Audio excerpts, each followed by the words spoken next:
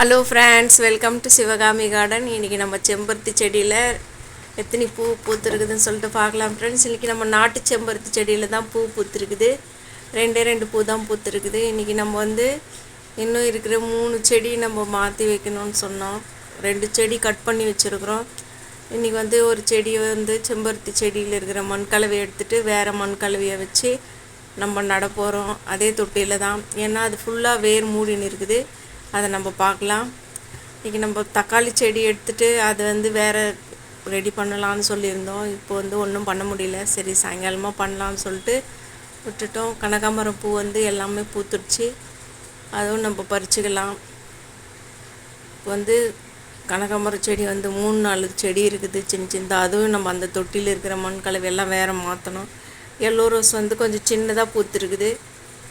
அது கொஞ்சம் மேலே கருப்பாக பூச்சி மாதிரி இருக்குது. அது என்னன்னு தெரியல, அதுவும் பார்க்கணும். டெல்லி கனகாமரம் பூ எல்லாமே பூத்துருக்குது. எவ்வளோ அழகாக பூத்துருக்குது பாருங்கள்.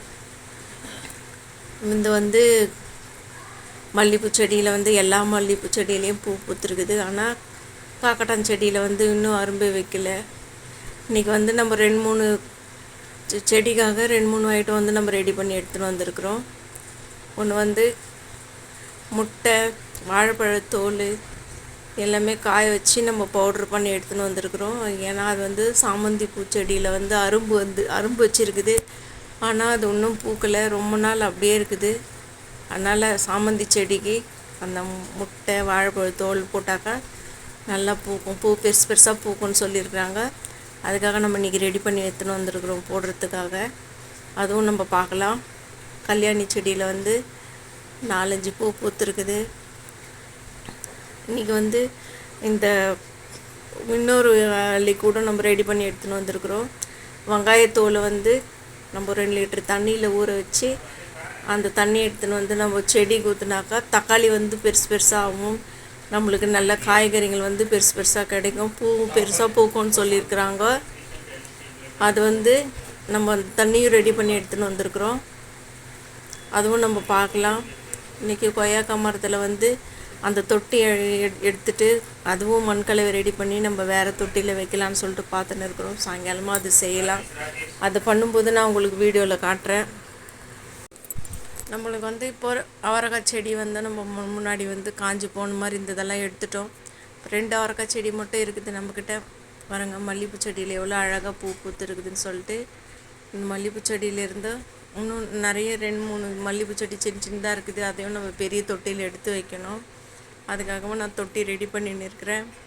பாருங்கள், இந்த செம்பருத்தி செடி நம்மளுக்கு ஆரஞ்சு கலர் செம்பருத்தி பூக்குமா, அந்த செம்பருத்தி செடி தான்.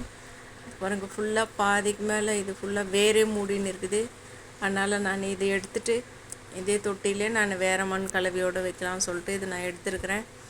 இதை எடுத்துகிட்டு நான் வைக்கும்போது உங்களுக்கு காட்டுறேன். பாருங்கள், இது ஃபுல்லாக வேர் தான் இருக்குது. இந்த தொட்டியும் அது வளர விடாமல் இருக்குது அப்படியே.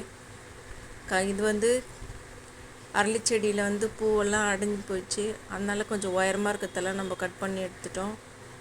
இப்போ நம்ம செம்பருத்தி செடி அந்த மண்ணெல்லாம் அந்த வேரெல்லாம் காலி பண்ணிவிட்டு அதே தொட்டியில் நம்ம பாதி மண் கலவையை போட்டு இதை இப்போ நம்ம நட்டுடலாம். நட்டுட்டு நம்ம சாயங்காலமாக இதை இது கூட இன்னும் வேறு ஏதாவது எருவெல்லாம் நம்ம போடலாமான்னு சொல்லிட்டு நம்ம பார்க்கலாம். இப்போ இது மட்டும் நம்ம மாற்றி இந்த வேரெல்லாம் எடுத்துகிட்டு நடுறோம் நம்ம இந்த தொட்டியில்.